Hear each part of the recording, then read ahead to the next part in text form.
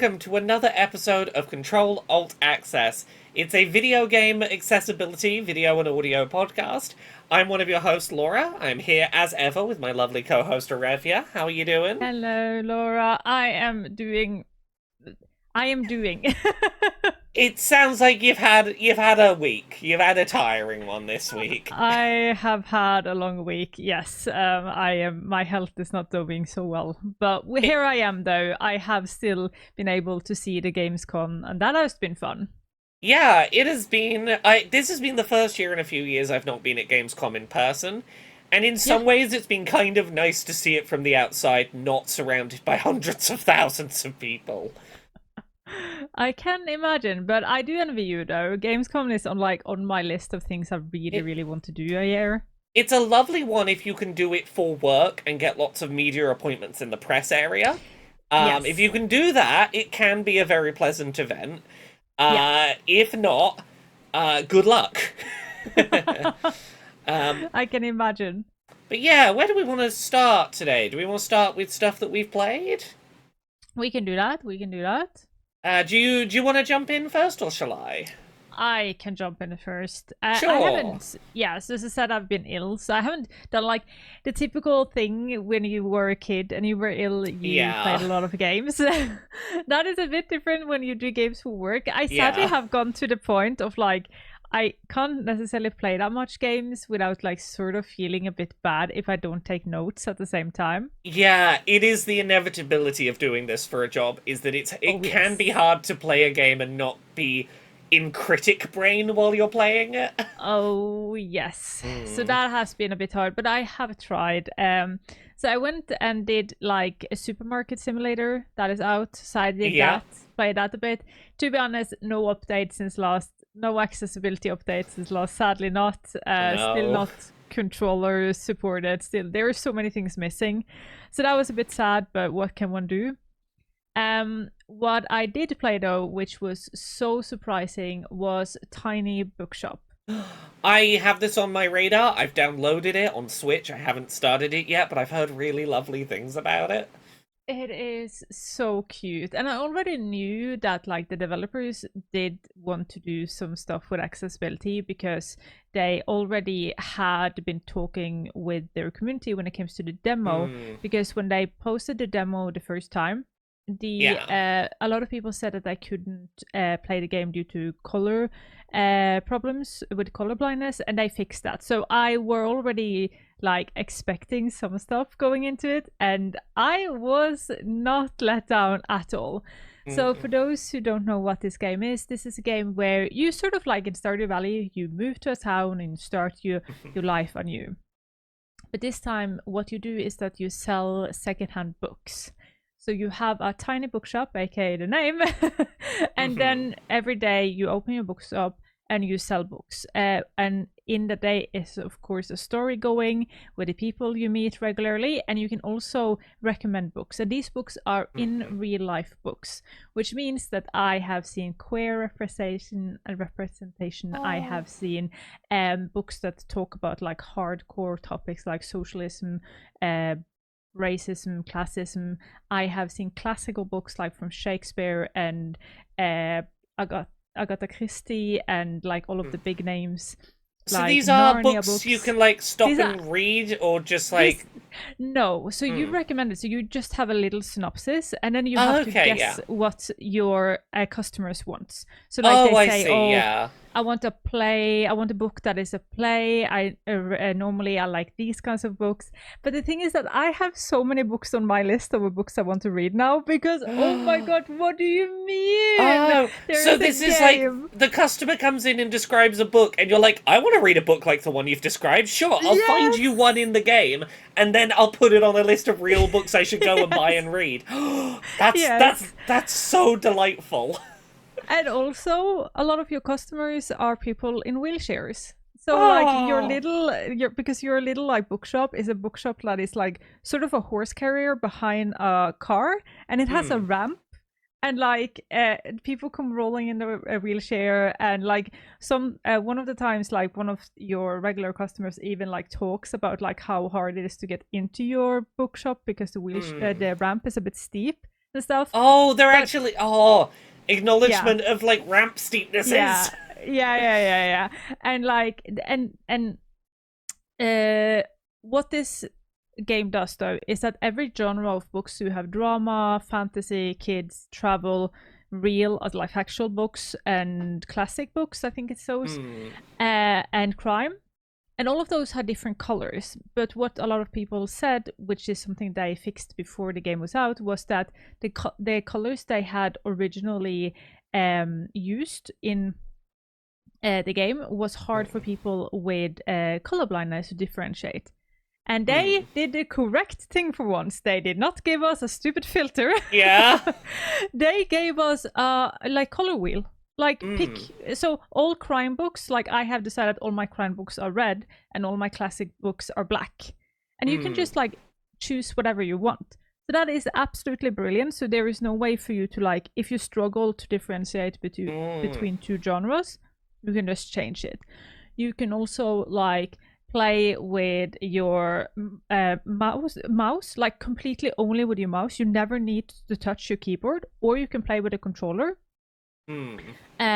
So it's like a one-handed game if you want that. You can turn up and down the audio, you can invert things, you can do the camera speed, so how quickly the camera goes. You can like, I think it was when you take your mouse or your cursor out to the edge, you could either drag and move your camera, or you like when you move the camera out to the edge, the things moves. There were so many small accessibility stuff. Like I was so happy, and it is fun to play, and it's nice, and yeah, it's just a game I really, really, really, really do recommend people to try and see if they will like it.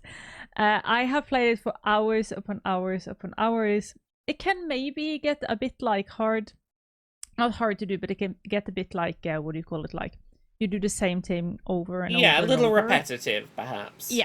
Yeah, a little repetitive, but it's slow. Like you can always pause it.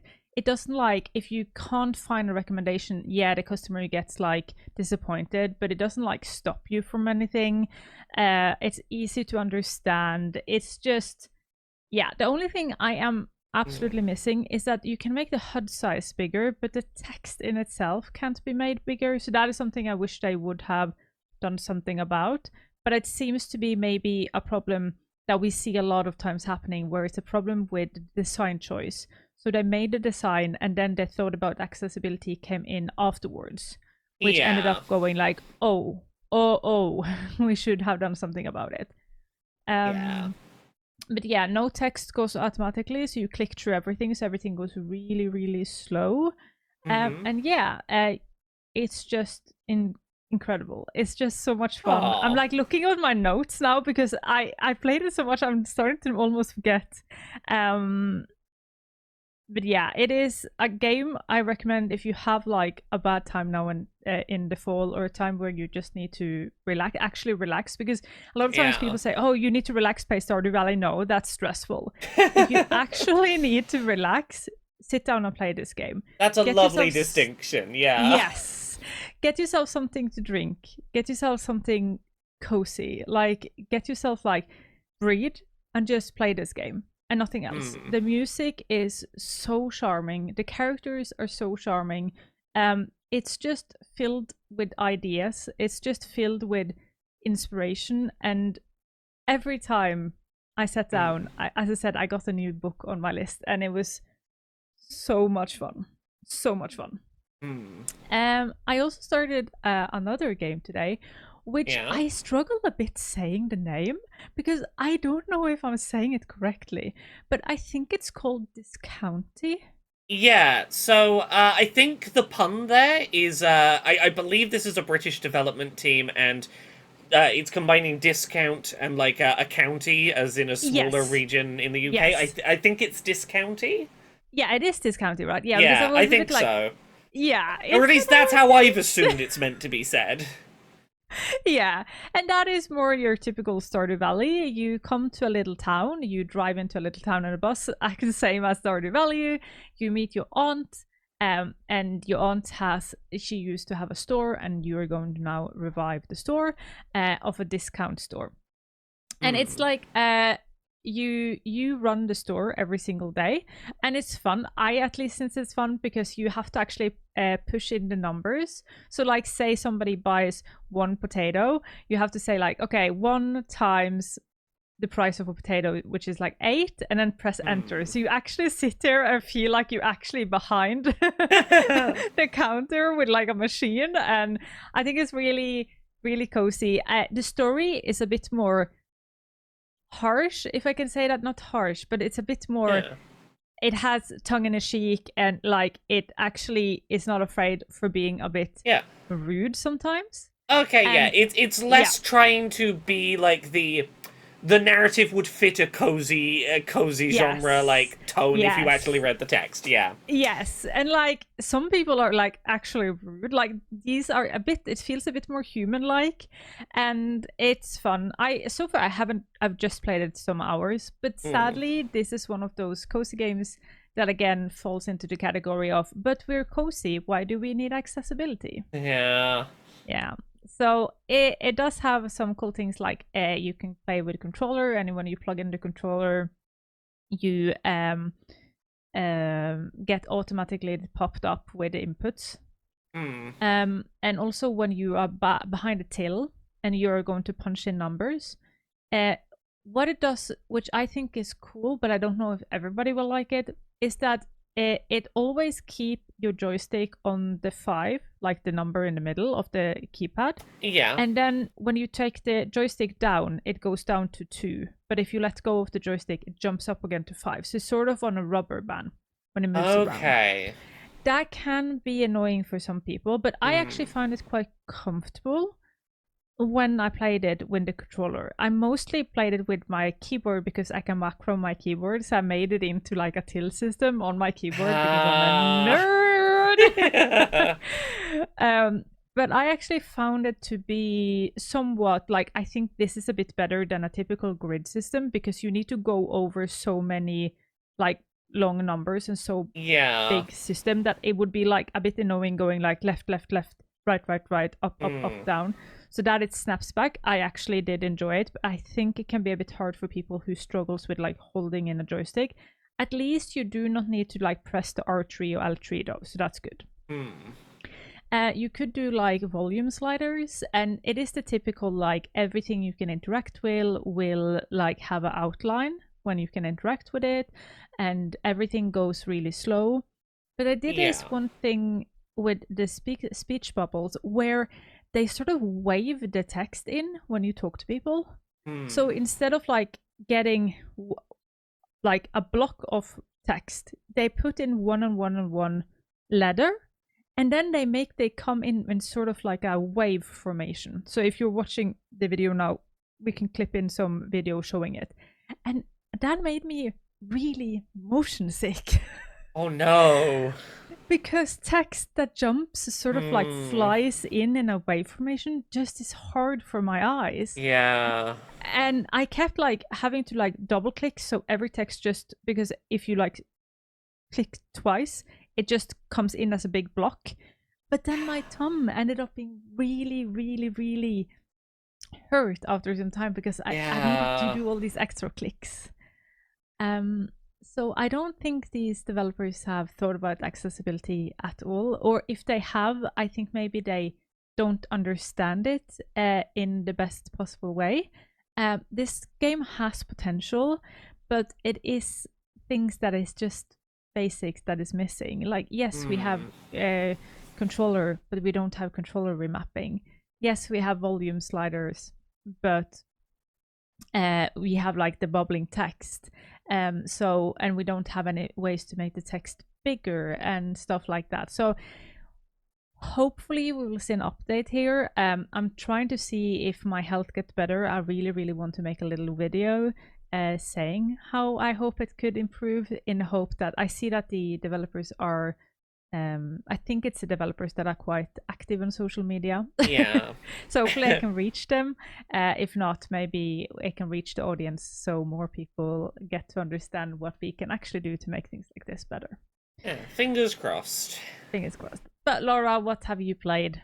So I've got a couple of things to talk about that are kind of interesting. I'm going to start with an update to one that I talked about on the last episode of Control Alt Access, which was I talked about I'd been doing.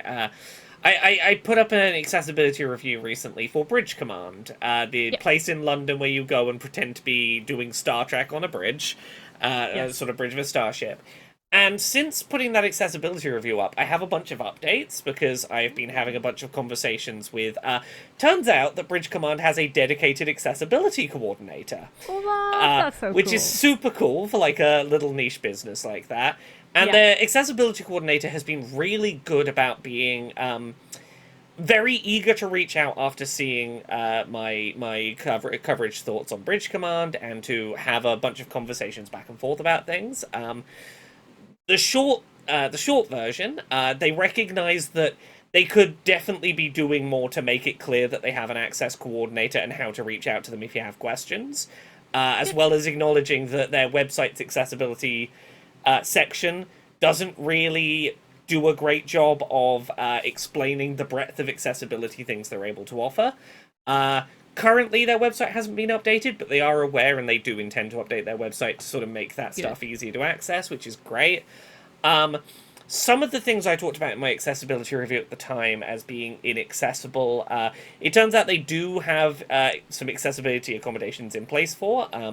Some of these ideally need to be requested in advance rather than on the day because they can take some time to set up, but this includes things like if you want to have someone who's a wheelchair user be the captain on the ship, they can remove the bolted-in-place captain's chair and fit a ramp so that a wheelchair user can go up onto that platform. Nice. Or, if that platform is still inaccessible because the captain's console is on a fixed-height desk, they can move the captain's commands over to a different desk on one of the other stations so that they don't have to go up a ramp onto a separate bit. They can be on a lower and easier to reach screen, which is great. One thing that I didn't know that is great to hear is that they offer, and again, ideally this would be requested in advance if you need it, but they can offer British Sign Language interpreting for people who are deaf. I want to be clear about this. The reason they are able to offer it for free is that this is not a qualified BSL interpreter being brought in from outside. This is some of their members of staff who work regular shifts there happen to know degrees of BSL. Some of their staff are experienced with level 1 BSL, some with level 2. If you request BSL support in advance, they can make sure, they can do their best to make sure that there is the most equipped BSL knowing member of staff they have available to help with interpreting, who will have a degree of knowledge of the specific words that will be useful for Bridge Command communication. So I should be clear that this is not someone who is like qualified registered interpreter who is like at that level, but they are able to offer it for free at the price of entry without having to hire in a BSL interpreter, which I know how much BSL interpreters cost to hire, and yeah, I can see why it would be unfeasible to do so on a one-on-one case, but that's great. I've also gotten to see in person how they handle some accessibility stuff that I'd been curious about, one of which was colorblindness, because some of the sections of the ship are color-coded, like the manual engineering job involves a lot of lights that are, say, green when the thing is functioning correctly and red when the thing has broken. So I've been on a couple of missions since last talking about this where they weren't doing this when I first started going, but they've started doing it now, and it's great to see that they've made this a part of their rotation, is when you're in the briefing room before the mission starts, they will ask if anyone has any kinds of colorblindness. The general approach they seem to have, and I think this generally works, is that the manual engineering corridor is probably not going to be a super accessible position if you cannot differentiate red and green. It is basically the only position on the ship where that is likely to be a major issue. But beyond that, they also acknowledge that there is a problem with they have like hand scanners for opening the doors. And those you have to sort of hold the hand scanner down until it turns blue for it to sort of lock in an open position. And I've been watching their script that they use evolve over a couple of visits. It's been very interesting to see. There is a distinct sound when the door locks open, and it seems like they're moving their script towards going, cool, if there is someone colorblind that is going to need to interact with these doors, this is the sound cue you are listening out for to indicate that that door is open, is locked open. There's also a flashing that happens with the light as it locks open, and I wonder whether there's something that could be done there to further clarify that. But yeah, it's been really interesting seeing how responsive and reactive quickly they have been to accessibility critique and feedback. Yeah. Because, like, one bit I'll elaborate on a little bit here is since we last recorded, I took part in a 5-mission-long story campaign with a group of people. It was a fantastic experience. From Friday night to Sunday night, we did 5 missions telling, like, one big story as the same group all through. It was a fantastic time, and without spoiling any of what happened during it, at one point we were given paperwork, that we had some, like, ability to solve some puzzles by looking through some paperwork. And it was in a custom font designed to look like it was from whatever place in space, that even our non-dyslexic crew members were having trouble, for certain, identifying what certain letters were. Yeah. And that caused problems for the puzzle. Yeah. And that same day, I messaged the access coordinator, and within about half an hour got a message back going, yep, totally understand. We have flagged this as an issue, and we'll make sure that accessible versions of this paperwork are available in future. I don't know, I've yet to get an answer on whether that means, like, future campaign groups will get the easy-to-read text format automatically, or if that will be if anyone makes it known that they're struggling with reading it, we can go out the back and get the other version of it. But as long as, like, they communicate that it exists, like, that's great. I'm glad that they're, like, listening to feedback that quickly. I like that, because it sounds for me like, from the outside, that they understand the concept of, like, there is really hard, like, in a game, which is this interactive game, there is where you have the, like, different games, like mini games inside of it. It isn't necessarily possible. It isn't necessarily possible for them to make everything accessible, but then they can say, as you said, like, okay, but if you're colorblind, try one of the other.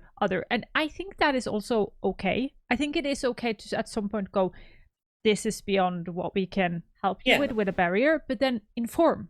Like, if you know there is a barrier that is impossible to make accessible, inform about it. Like, be upfront, as you say. Then say, like, okay, but then you do another task. And this is why I'm kind of encouraging, I've been encouraging them to update that accessibility section on the website, because they have so many things in place that, like, if that information was really accessible, like, yeah, sure, a wheelchair user might not be able to be on the shuttle crew necessarily, but they can probably do basically everything on the main bridge crew positions.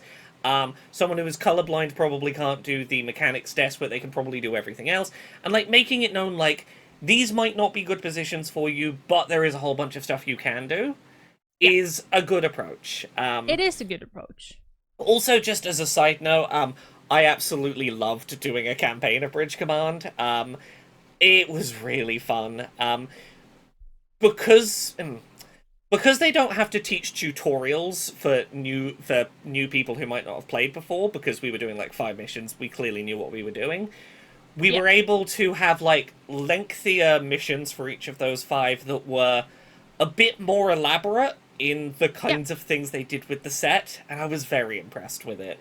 From an accessibility perspective, other than the paperwork stuff that they are aware of and are working on, the only other thing I would say if anyone is considering a Bridge Command campaign is, this is both a positive review of Bridge Command's first campaign and a accessibility issue that I don't think they can do anything about.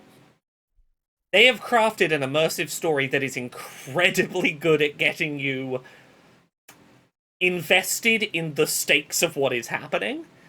And one of those those 5 missions, I will number it. The 4th mission in the first campaign was incredibly good in hindsight, but the amount it got us all to believe the high stakes that were going on and to feel stressed the way that those stakes would feel, it was emotionally a lot. We all had a good debrief afterwards and it was great, but just be aware that, like, they have very good actors who very much commit to the bit. And they know their job. they know what their job is, and you will know very clearly that it's not real, but they're very good at playing the despair and panic that can be a bit contagious. Yeah. So that's my main bit of review there. But the other thing I played, and I largely feel positive about this with one caveat, and I'll get to that in a second, is Vampire the Masquerade Bloodlines 2, which I got to play about 2.5 hours of. For anyone who's not played the series before, this started as tabletop games. There was an RPG like a decade ago now, I think. Yeah. And this new one. The idea of the Masquerade is there's vampires in the modern day, and they have all agreed no humans are to know we exist. That is the Masquerade. It's keep undercover that we exist. And you have lots of different factions of vampires. Become whatever kind of vampire you want in this sort of action RPG thing. Vampire the Masquerade Bloodlines 2 has some really interesting accessibility stuff in it that I hadn't anticipated. The one I want to highlight particularly is there is a center screen reticle, because this game is largely played in first person, and it's usually just a little dot to help you see where you're aiming. Yeah. But if there is something secret to interact with, like a book to read or an item to inspect or someone to talk to that you haven't interacted with yet, that tiny dot of a reticle will become a circle and will get larger and shake more to draw your attention the closer you get to pointing the reticle at the thing. To just be like a constant, oh, there's something nearby. Oh, yeah, you're looking roughly the right way. Yeah, something over there, something over there. This gives like massive link to the Queen of Time vibes. Yeah, like Navi going, listen. It does have Navi floating over and hovering near a thing energy. And it's really nice if you're the kind of person who is paranoid about accidentally missing cool stuff. Yep. The game itself, this game's had a troubled development history for anyone who doesn't know. It was developed by one studio for like 2 years and then thrown in the bin and a different studio started making it. Usually that's a recipe for a pretty bad game. Yep. What I played of it was really cool. I like that you're playing as a vampire that basically, you were a very powerful vampire 100 years ago and then got shut in a box for 100 years. So if you're someone new to this series, you can have those questions of, like, what's the deal with the Masquerade? And the way that, like, this vampire will ask is, I've been away for 100 years. Is anything new with the Masquerade? What's the situation with it right now? So I love that. You can have a character that, like, it feels sensible for them to ask questions about the world without implying that they don't know things that they should know. Yes. And that writing's all very clever. I had a lot of fun playing as this, I forget what the class is called, but it was basically like blood magic vampires, where, like, you could do various spells. One of them was, I cast a spell on one of the enemies in a fight, and if I touch them even once, they start to swell up and explode. So you can, like, create a ticking time bomb of an enemy and then go, oh, everyone's near them? Yeah, I'll just, like, hit them once. Yeah. And if you want to learn stuff from classes that aren't the one you picked, you can... Basically, if you befriend a class, it'll make it cheaper to learn their class's abilities. So an ability that you want to learn will never be impossible for you to learn. It'll just be, like, expensive if you didn't pick that class and aren't friends with that class. Which I like the reduction of FOMO that does. That it never feels like I can't get a cool ability that I want to get. Even if I'm making story choices that push me naturally away from that. Yep. The thing I don't like, and this is, I'm going to critique a bit the way that the PR sent this game out to press ahead of Gamescom, is they did not make it terribly clear that what they had provided me with was both the game and its DLC to play the first 2.5 hours of. Oh. And that DLC. So I thought there were 6 classes to choose from of Vampire. There is 4. 2 of them were DLC ones. And they're 2 very popular classes to people who already know and like Vampire the Masquerade. Which, yeah, 1/3 of your character classes being locked behind day 1 DLC is... That's not cool. Sorry to it's say. not. No, it's not cool, and it's particularly not cool that it wasn't like Extremely stated. Yeah, I really think that if they're going to be DLC, we should have had access to them in the preview. I think it should have been like preview based on the stuff that'll be in the base game, and it's a shame because otherwise, like, as someone that likes fast-paced action adventure games, that enjoys narrative-heavy, like dialogue-heavy RPGs, I really enjoyed this. There was some very cute female queer flirting between vampires that was very fun. There's this detective vampire living inside your head for some reason, and he's quite a fun character. I was really impressed with this demo, and I wish I didn't have to go, yeah, but like 1/3 of those character classes are really cynically locked away, and it feels bad to have to go, 2 of the coolest character classes are not actually in the base game. Yeah. No, sorry, and it's like a day 1. For the first and all, I can't stand day 1 DLCs. Why? That is not a DLC. That is just you asking for a class system in gaming. I'm not okay with that. And particularly when that game's like more than 2 months away from release still. And I, as a press person, already could play the first 2.5 hours as the DLC classes. Which, like, I know that doesn't necessarily mean they're 100% done, but, like, these are pretty done months before launch. It is very clear they are slicing part of the finished game out to sell. Yeah, no, that is not okay. Yeah, that's not cool. It feels cheeky. At its most generous. Yeah. But yeah, I very much like the little thing they're doing with the reticle. I appreciate that they have lots of options for like detective vision, so you can see enemies before you engage with them. I like there's good difficulty options in there. I had a lot of fun with it. Good. Is that everything we've played this week? Think so. Yeah. Well, in that case, shall we talk about some newsy bits? Let's do so. Where do we want to start on the news? If we got a good starting point this week. Gamescom! Yeah, Gamescom happened. We saw a bunch of trailers for games, and people had opinions of games that they played there. People had so many opinions. The most opinions everybody had was, we getting Silksong. Silksong, it's got a release date. It isn't going to be getting review codes, because they thought it would be rude to give review codes before Kickstarter backers got it, which I think is fair enough. But that does leave. I like that. I like it in theory, but it does leave the question of like, how accessible is this game, and are we going to know about that before launch? Because like, they've not put accessibility info out there, and there's not going to be reviews out there. I don't think it will be any more accessible than the previous one. Sadly, like I don't think so. Please correct me, anyone. If I am wrong, please do correct me.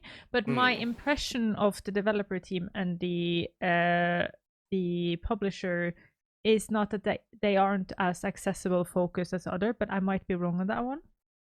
I have tried more than once to reach out to that developer to go, hey, is there any chance we could hear anything about what accessibility is like? If there is anything new with this game, I've heard nothing. That's not to say there won't be anything, but no.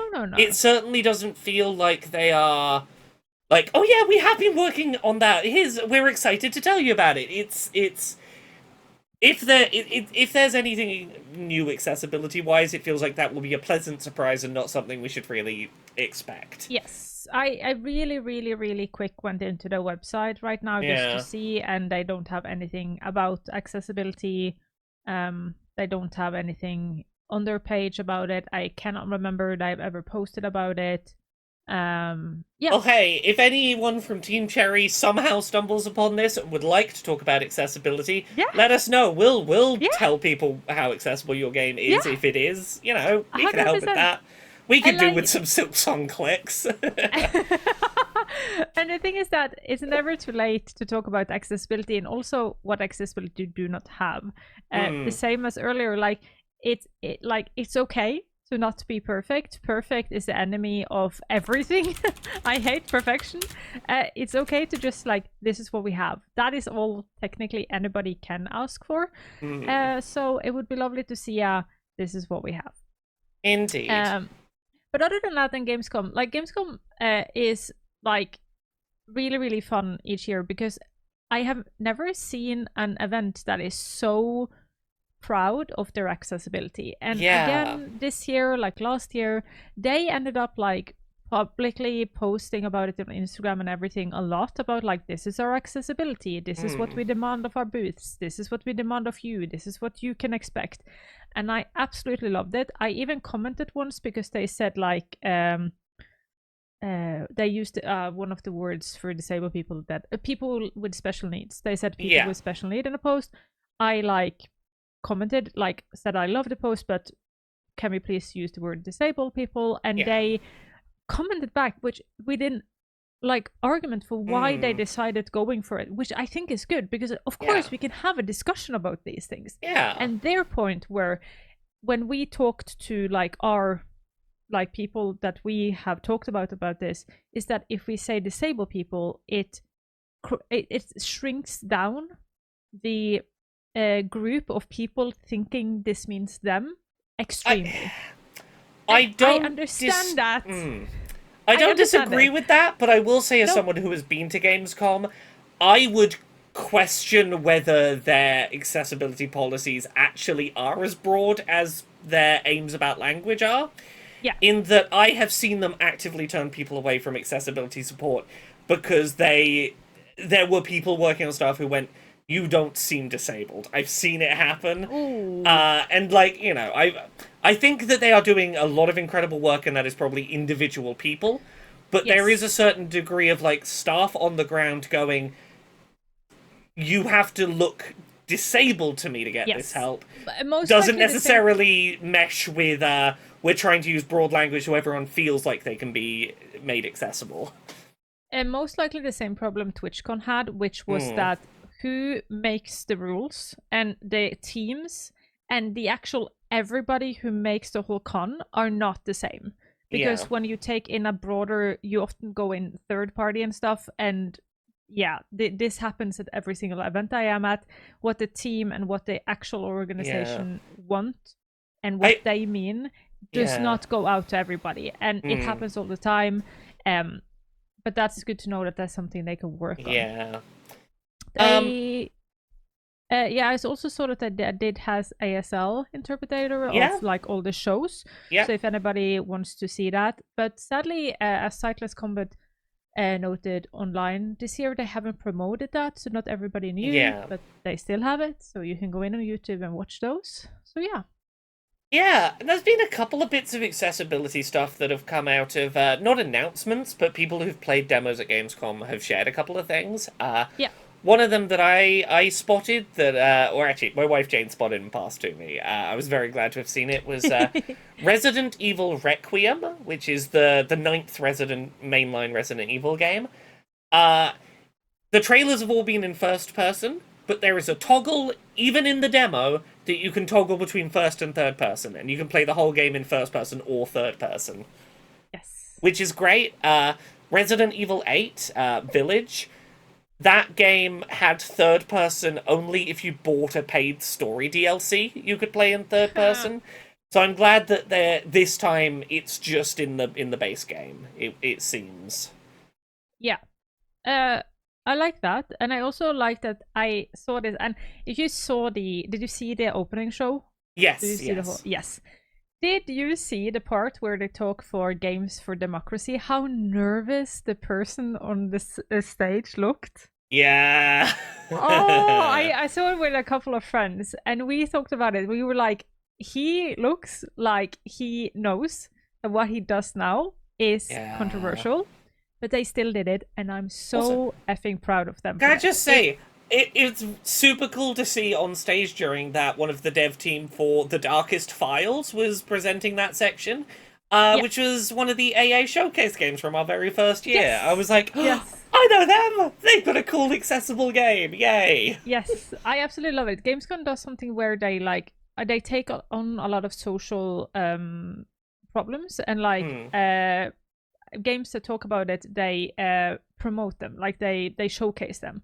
And one of this year, which is their biggest focus this year, is Games for Democracy, which are games that teaches people about what is the democracy, what is propaganda, and when do we face these different things. And one of the things that they said on stage, which is really scary in today's day and age, not that I'm going to fearmonger, because that is not a lot of us like live in safe places, but it's important to know things about this, is that you should know when a government is starting to crop the borders of democracy. And they talked about it on stage. And with a political climate going more and more far right and alt-right, it is important to talk about these things. I'm so happy that they gave it stage place in the biggest show of the year for games. And I'm really, really happy. And yeah, there are a lot of good games, so you can go into their webpage and check out those games. Would highly recommend doing that. But I really, really wanted to talk about it because I think it is important. When you are a huge organization, you cannot talk about everything. Yeah. But you can decide something you want to talk about. And I also am really, really, really, maybe proud is the wrong word, but I am impressed by the person that was so nervous. He was afraid when he was on that stage, and he still stood there proud and said these words about how important democracy is and how we should continue to never forget that we must not stop fighting when things happens wrong. And yeah, 10 out of 10. Do that again, please. Agreed. I also saw that Tiny Bookshop won an award. It did, yes. I forget which one it was, but it did win one of the Gamescom awards. Games of Impact games, yes. which is their category accessibility falls into as well. Yeah. Yes. So Impact games. So that was really, really cool. So well done, A Tiny Bookshop. Yeah. We've got a couple of other bits of news we can quickly do. The Rogue Prince of Persia, which is the side-scrolling Metroidvania sort of 2D cartoon art style one that's been out in early access for a while, is now in 1.0 release, and that has some accessibility stuff. Their game supports full control remapping, both for controllers and keyboards. You can map multiple actions to one input. You can do things like swapping your stick functions and adjusting dead zones and changing, the axes for different movements. There is colorblind support. It's filters, which is not ideal, but there's something. But apparently there are plans to add a high contrast mode in the future to replace the need for that, so that you could customize colors in a way that would be maybe more useful than a filter. But now there are some options. Let me start that again. I believe the high contrast filter isn't in yet, but it's going to include presets for different colors, but also customizable colors, desaturating the background, those kind of things. You can make the text size up to 30% larger, and that includes dialogue, but also menu text. You can turn down screen shake, which is good. There is map hints for narrative clues to help you understand where you're heading to next. Story objectives for the main that sort of go, the main plot's in this direction, but we're not going to take you, we're not going to handhold you there, just so you have a general frame of reference. There is tutorials that can be reread in the menu if you need to read them again. Multiple kinds of maps, so you can have overall grand scale or more gradual maps that you can look at. So yeah, there's a good amount of stuff in there, which is nice to see. It's nice to see a reasonable handful of stuff for that game. Yeah. Do you want to talk about the last couple of stories we've got? Yeah, I want to just a little shout out to Nothing Without Us, because this week they won their first ever award. And please, I am not German, so yes, I had Deutsch in school, but I know. But Gaming on Gensen Awards for representation in gaming. I think that's about right. From what I know of German, that sounds right. No, I think it was really bad, but hey, I tried. It's close enough that it sounded alright to me. But yes, they won their first award. Congratulations to them. Well done and well deserved. Yeah. And you've got something to promote that's going on very soon.